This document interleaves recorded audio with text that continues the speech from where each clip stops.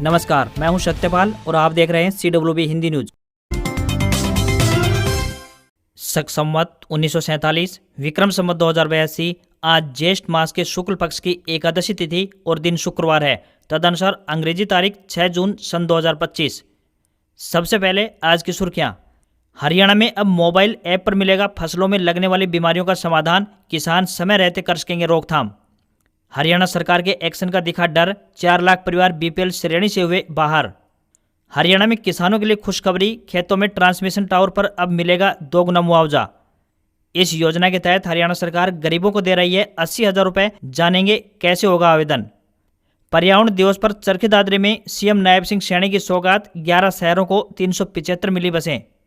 अब आम यात्रियों को तत्काल टिकट आसानी से मिलेगा। पहले 10 मिनट सिर्फ आधार OTP से कर सकेंगे बुकिंग, कालाबाजारी होगी कम।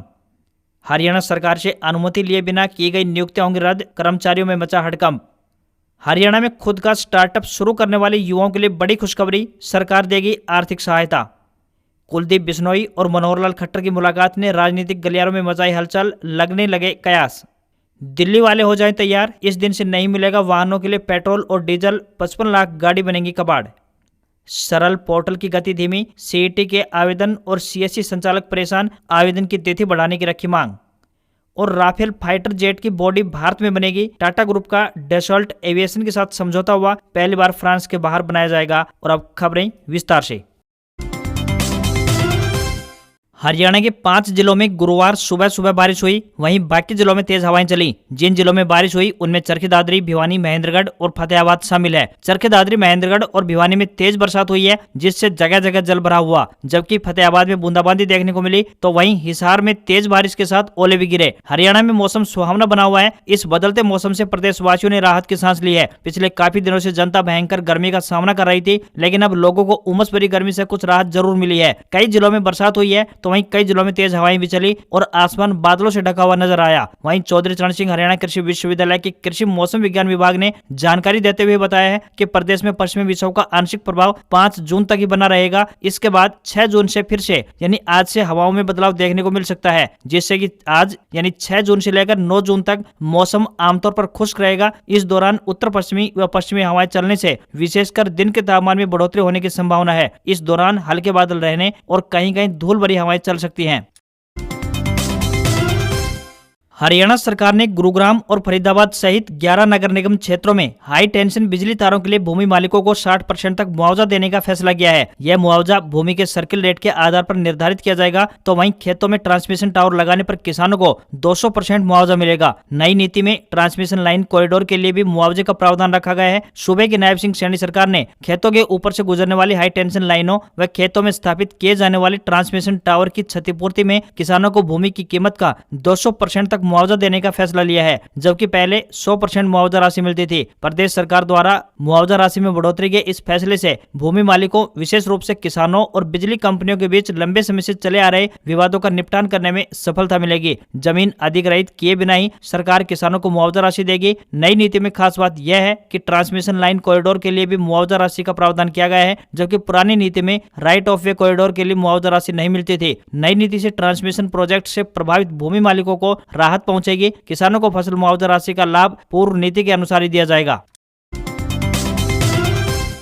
हरियाणा के मुख्यमंत्री नायब सिंह सैनी बीते दिन यानी 5 जून को विश्व पर्यावरण दिवस के मौके पर चरखी दादरी पहुंचे। उन्होंने यहां आयोजित राज्य स्तरीय कार्यक्रम में भाग लिया। इस दौरान मुख्यमंत्री ने 5 इलेक्ट्रिक बसों को हरी झंडी दिखाकर रवाना किया। कार्यक्रम में उन्होंने इलेक्ट्रिक बसों के फायदे गिनवाते हुए बताया कि वर्तमान में राज्य के 11 नगर निगमों को 375 इलेक्ट्रिक बसों की सौगात दी जाएगी। अब तक 9 नगर निगमों को 45 बसें दी जा चुकी है। मुख्यमंत्री ने जानकारी दी कि बस योजना के तहत सरकार अगले साल तक 450 इलेक्ट्रिक बसों की खरीद करेगी। सरकार का लक्ष्य है कि परिवहन विभाग के बेड़े में 30% इलेक्ट्रिक बसों को शामिल किया जाए। कार्यक्रम स्थल पर मुख्यमंत्री खुद भी इलेक्ट्रिक कार से पहुंचे। इसके बाद उन्होंने एक पेड़ मां के नाम अभियान के तहत पौधारोपण किया। उन्होंने 5 और इलेक्ट्रिक बसों को हरी झंडी दिखाई। ये सभी बसें दादरी के बजाय अन्य जिलों के लिए चलाई जाएंगी। मुख्यमंत्री ने जनता को पर्यावरण के प्रति जागरूक करने का संदेश दिया। उन्होंने बताया कि इस बार पर्यावरण दिवस प्लास्टिक मुक्त धरती थीम पर मनाया जा रहा है। उन्होंने प्लास्टिक के नुकसान के बारे में जानकारी दी और इसके बचाव से बचने की भी अपील की। इस दौरान उन्होंने जूट से से बने थैलों का वितरण भी किया। उन्होंने इलेक्ट्रिक बसों के लाभ बताते हुए कहा कि इनसे वायु और ध्वनि प्रदूषण नहीं फैलता। इस वर्ष 1,86,00,000 पेड़ लगाने का लक्ष्य निर्धारित किया गया है। मुख्यमंत्री ने लोगों से अधिक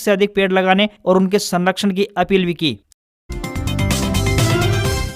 नगर निगम गुरुग्राम और मानेसर में काम कर रहे हरियाणा में कर्मचारियों के लिए एक बड़ी खबर है। बता दें कि नगर निगम गुरुग्राम और मानेसर में सरकार की आज्ञा के बिना की गई नियुक्तियां रद्द की जाएंगी। दोनों नगर निगमों में एक्सपर्ट के नाम पर पिछले 1.5 साल में 65 से अधिक कर्मचारियों की नियुक्तियां हो चुकी हैं। इनमें से बहुत से उम्रदराज सेवानिवृत्त कर्मचारी हैं। इसके अतिरिक्त कई अन्य कर्मचारी शामिल हैं। शहरी स्थानीय निकाय विभाग की तरफ से आदेश जारी किया गया है, जिसमें कहा गया है कि निकाय में सलाहकारों की नियुक्ति अब बिना सरकार की अनुमति के नहीं की जाएंगी। विभाग ने राज्य की सभी निकायों को एक कठोर निर्देश भी जारी किया है, जिसमें बिना सरकार की पूर्व स्वीकृति के किसी भी निजी व्यक्ति को सलाहकार पद पर नियुक्त करने पर रोक लगा दी गई है। विभाग ने कहा है कि हाल ही में यह सामने आया है कि कई निकाय अपने लेवल पर सलाहकारों की नियुक्तियां कर रहे हैं, जो या तो मानद पदों पर हैं या फिर वेतन पर नियुक्त किए गए हैं। ये नियुक्तियां राज्य सरकार की पूर्व स्वीकृति के बिना हो रही थी, जो नियमों के अनुरूप नहीं है। शहरी स्थानीय निकाय विभाग की तरफ से साफ कर दिया गया है कि भविष्य में किसी भी प्रकार की सलाहकार या फिर अन्य नियुक्तियां सिर्फ सरकार की स्पष्ट स्वीकृति के बाद ही की जाएंगी। अगर पहले बिना किसी स्वीकृति के ऐसी कोई नियुक्तियां की गई हैं तो उन्हें तत्काल प्रभाव से निरस्त किया जाए। विभाग ने साफ तौर पर कहा है कि इन निर्देशों का पालन पूरी सख्ती से किया जाए। शिक्षा मंत्री महिपाल डांडा का कहना है कि कांग्रेसी घोड़े लचर-पचर हैं, जो स्वार्थ के चक्रव्यूह में फंसे हुए हैं। वे नीचे या ऊपर नहीं देखते, बल्कि अपने आप में मस्त रहते हैं। ऐसी कांग्रेस से देश व प्रदेश का युवा नहीं जुड़ेगा। गुरुवार को शिक्षा मंत्री पार्टी कार्यालय मंगल कमल में मोदी सरकार के 11 साल संकल्प से सिद्धि तक विषय पर हुई संगोष्ठी में शामिल होने के बाद मीडिया के सामने रूबरू हुए। साथ ही राहुल गांधी की ओर से कांग्रेस कार्यकर्ताओं को 3 तरह के घोड़े वाले बयान का जवाब दे रहे थे। राहुल गांधी के प्रदेश के दौरे को लेकर उन्होंने कहा कि जो नेता अपने दल का जिला अध्यक्ष व प्रदेश अध्यक्ष नहीं चुन पाए, वे संगठन को कैसे खड़ा कर पाएंगे। उन्होंने कहा कि जिस दल का राष्ट्रीय अध्यक्ष अपने फैसले लेने में स्वतंत्र न हो, ऐसे में जेब में संविधान की कॉपी लेकर फिरने का कोई फायदा नहीं है। कांग्रेस ने एक जिले में कई प्रभारी बनाए हुए हैं। ऐसे में कांग्रेस के कार्यकर्ता व नेता असमंजस में हैं कि किसको अपना नेता माने। ऑपरेशन सिंदूर पर सवाल उठाने पर शिक्षा मंत्री ने कहा कि कांग्रेस नेता सर्वदलीय बैठक में थे, उस समय किसी ने सवाल नहीं किया। अब क्रेडिट लेने के लिए ओछी राजनीति की जा रही है। शिक्षा मंत्री ने कहा कि शिक्षा विभाग में हर कार्य अब हिंदी में होगा। अधिकारियों को साफ हिदायत दी गई है कि उनके पास कोई भी पत्र अंग्रेजी में नहीं आना चाहिए। विभाग के अधिकारियों ने इसके लिए समय मांगा है। उन्होंने कहा है कि हिंदी आम लोगों की भाषा है, इसलिए हिंदी पर हमें गर्व है।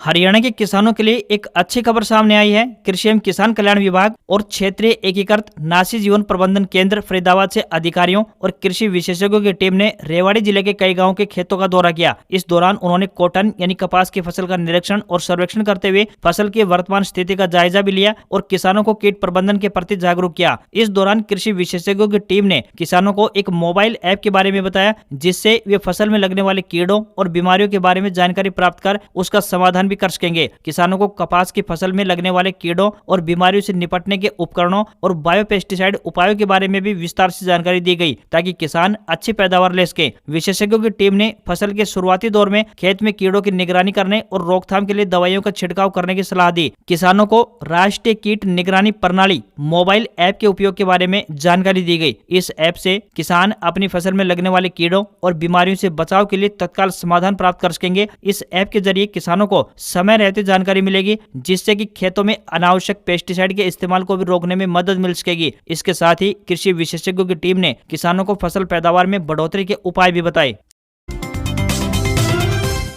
हरियाणा बीजेपी के वरिष्ठ नेता कुलदीप बिश्नोई की बुधवार को दिल्ली में पूर्व मुख्यमंत्री मनोहर लाल खट्टर से उनके आवास पर मुलाकात हुई। इस दौरान दोनों नेताओं के बीच तकरीबन 1 घंटे तक प्रदेश की राजनीति को लेकर चर्चा हुई। इसकी सूचना पूर्व सांसद ने सोशल मीडिया प्लेटफॉर्म एक्स पर पोस्ट करके दी है। जब से यह पोस्ट सोशल मीडिया पर आई है, तब से राजनीतिक गलियारों में इन दोनों शख्सियतों की मुलाकात के राजनीतिक मायने निकाले जा रहे हैं। बता दें कि लोकसभा चुनाव के दौरान कुलदीप बिश्नोई को टिकट नहीं मिला था। इसी प्रकार विधानसभा चुनाव में भी उनके किए गए काम को भारतीय जनता पार्टी द्वारा अभी तक महत्व नहीं दिया गया। बिश्नोई अब सरकार और संगठन में अपने समर्थकों को एडजस्ट करना चाहते हैं। गौरतलब है कि प्रदेश के पूर्व मुख्यमंत्री रहे भजनलाल और कुलदीप बिश्नोई के पिता की 3 जून को पुण्यतिथि थी, जिसे प्रदेश भर में मनाया गया। आने वाले समय में प्रदेश के कई बोर्ड के अध्यक्ष बनाए जाएंगे। ऐसे में इनकी दावेदारी करने वाले नेताओं ने भी कमर कस ली है। इसी कड़ी में कुलदीप बिश्नोई भी पूरा जोर लगाए हुए हैं। हाल ही में हुई कुलदीप बिश्नोई और पूर्व मुख्यमंत्री की इस मुलाकात को इसी कड़ी में जोड़कर देखा जा रहा है। बता दें कि पूर्व मुख्यमंत्री मनोहर लाल खट्टर अब भले ही केंद्रीय मंत्री बन चुके हों, बावजूद इसके अभी भी वह प्रदेश की राजनीति में काफी महत्व रखते हैं। भारतीय जनता पार्टी संगठन अभी भी उनकी सलाह को तवज्जो देता है।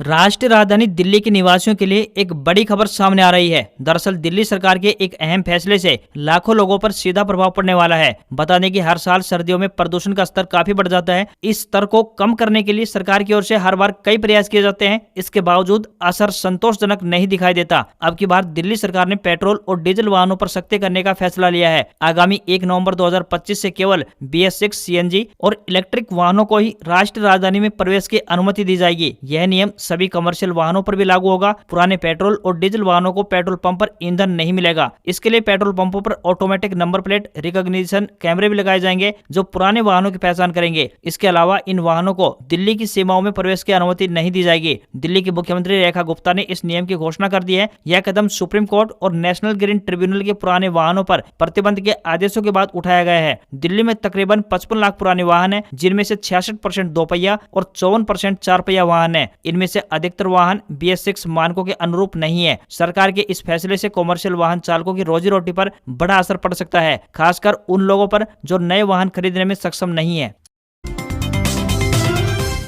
हरियाणा सरकार की सख्ती का ऐसा असर दिखाई दिया कि देखते ही देखते 4 लाख परिवार खुद ही BPL श्रेणी से बाहर हो गए हैं। प्रदेश में अब BPL परिवारों की संख्या 48,05,547 रह गई है। परिवार पहचान पत्र यानी PPP में वार्षिक आय में सुधार के बाद अब BPL श्रेणी के परिवारों की संख्या के आंकड़े में गिरावट दर्ज की जा रही है। हरियाणा सरकार ने गरीबी रेखा से नीचे यानी BPL के फर्जी राशन कार्ड बनवाने वालों को चेतावनी दी थी कि वह खुद ही ये लाभ छोड़ दें, वरना सख्त एक्शन लिया जाएगा। सरकार ने इसके लिए 20 अप्रैल तक का समय दिया था, जिसका साफ असर अब दिखने लगा है और हरियाणा में गरीबों की संख्या भी घटने लगी है। सरकार के आंकड़ों के मुताबिक जुलाई महीने में BPL परिवारों की संख्या 4 लाख तक घट जाएगी। राज्य सरकार ने BPL परिवारों के मोबाइल नंबर पर मैसेज भेजकर 20 अप्रैल तक फर्जी कार्ड सरेंडर करने का आदेश जारी किया था। इसमें कहा गया था कि वे खुद ही फैमिली ID में अपना सही विवरण दर्ज करवाएं और BPL श्रेणी से बाहर चले जाएं, नहीं तो इससे उठाए गए फायदे की वसूली भी होगी और कानूनी कार्रवाई भी अमल में लाई जाएगी। आपको बता दें कि इन वजहों से रद्द हुआ है BPL कार्ड। यदि BPL परिवार के किसी भी सदस्य के नाम पर कार यानी 4 व्हीलर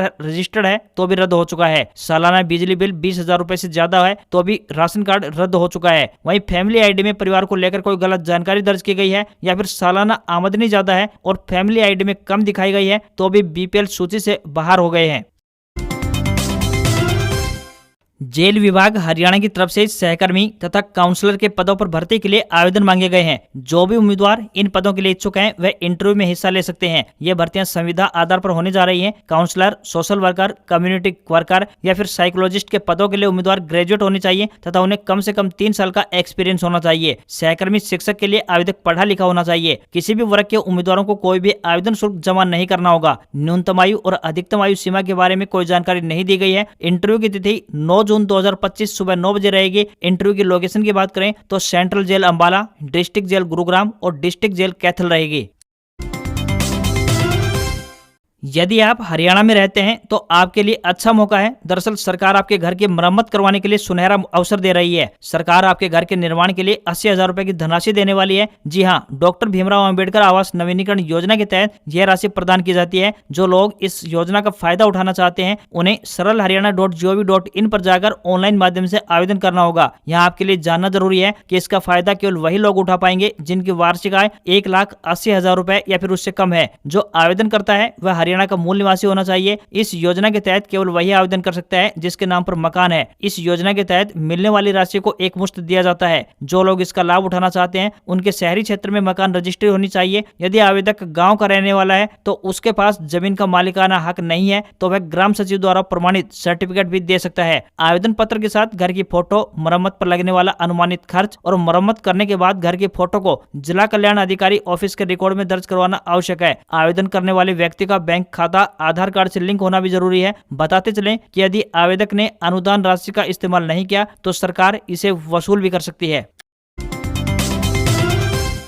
हरियाणा सरकार ने युवाओं को एक अच्छी खबर दी है। राज्य के जो युवा अपना खुद का स्टार्टअप शुरू करना चाहते हैं उनके लिए बड़ी खुशखबरी है। प्रदेश सरकार की तरफ से लीज रेंटल सब्सिडी योजना, पेटेंट लागत प्रतिपूर्ति योजना, नेट SGST प्रतिपूर्ति योजना, क्लाउड स्टोरेज के लिए प्रतिपूर्ति योजना, सीड फंडिंग योजना और assistant in acceleration programme scheme के तहत आर्थिक सहायता के लिए आवेदन करने की समय सीमा को बढ़ा दिया है। अब आप सब 30 सितंबर तक ये आवेदन कर सकते हैं। लीज रेंटल सब्सिडी स्कीम के तहत महिलाओं को स्टार्टअप के लिए 45% और अन्य युवा उद्यमियों को 30% लीज सब्सिडी मिलती है। यदि कोई युवा अपने स्टार्टअप को राष्ट्रीय या अंतर्राष्ट्रीय स्तर पर पेटेंट करवा लेता है तो उसे 25 लाख रुपए तक की वित्तीय सहायता प्रदान की जाएगी। नेट SGST प्रतिपूर्ति योजना में 50% सहायता प्रदान की जाएगी। इसी प्रकार क्लाउड स्टोरेज के लिए प्रतिपूर्ति योजना और असिस्टेंट इन एक्सीलरेशन प्रोग्राम योजना के तहत युवा उद्यमियों को हर वर्ष 2.5 लाख रुपए तक दिए जाएंगे। सीड फंडिंग योजना के तहत बात करें तो A श्रेणी ब्लॉक में 100 स्टार्टअप, B श्रेणी ब्लॉक में 250 स्टार्टअप, C श्रेणी ब्लॉक में 750 स्टार्टअप और D श्रेणी ब्लॉक में 1000 स्टार्टअप के लिए प्रति स्टार्टअप 10 लाख रुपए तक की बीज सब्सिडी प्रदान की जाएगी। हरियाणा स्टेट स्टार्टअप पॉलिसी 2022 के अंतर्गत राज्य में 5000 नए स्टार्टअप शुरू करने का टारगेट रखा गया है। पॉलिसी से जहां प्रदेश के युवाओं को उद्यमी बनने का अवसर मिलेगा तो वहीं रोजगार के मौके भी बढ़ेंगे। राज्य में छात्र उद्यमिता को बढ़ावा देने के लिए शैक्षणिक संस्थानों के साथ साथ उद्योगों का कोऑर्डिनेशन बनाया जा रहा है।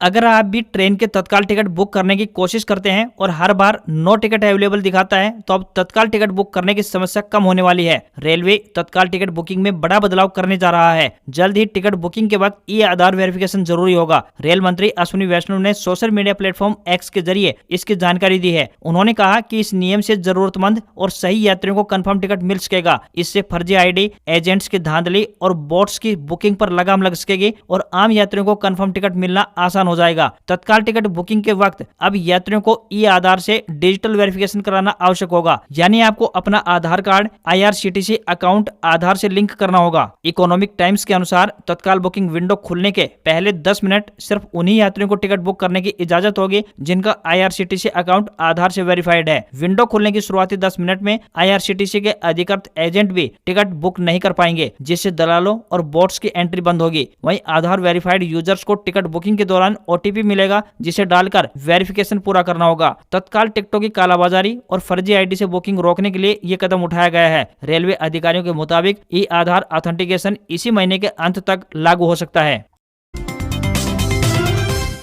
OnePlus ने भारत में अपना latest smartphone OnePlus 13S launch कर दिया है। यह OnePlus का अब तक का सबसे छोटा फोन है। इसकी शुरुआती कीमत 54,999 रुपए रखी गई है। यह phone 3 colour black velvet, pink satin और ग्रीन सिल्क में अवेलेबल है। पिंक सैटिन और ग्रीन सिल्क में वेलवेट ग्लास टेक्नोलॉजी दी गई है जो फोन को सॉफ्ट और मैट फिनिश देती है। OnePlus 13S में 6.32 इंच की 1.5 के एमोलेड डिस्प्ले दी गई है जो कि 120 हर्ट्ज रिफ्रेश रेट के साथ आती है। यह स्क्रीन 1600 निट्स तक की ब्राइटनेस देती है, यानी आपको धूप में भी साफ दिखाई देती है। डिस्प्ले में क्रिस्टल शील्ड ग्लास का प्रोटेक्शन है और यह डॉल्बी विजन और HDR10+ को सपोर्ट करती है। फोन का वजन सिर्फ 185 ग्राम रखा गया है। फोन में OnePlus का मशहूर अलर्ट स्लाइडर हटाकर एक नया प्लस की दिया गया है। यह एक कस्टमाइजेबल बटन है जिसे आप कैमरा ओपन करने, फ्लैश लाइट ऑन करने, वॉइस रिकॉर्डिंग शुरू करने या रिंग मोड बदलने जैसे कामों के लिए सेट कर सकते हैं। इसमें OnePlus AI फीचर्स भी दिए गए हैं। रियल टाइम ट्रांसलेशन और कॉल समरी भी दी गई है। रियर कैमरे पर आप 4K वीडियो रिकॉर्ड कर सकते हैं।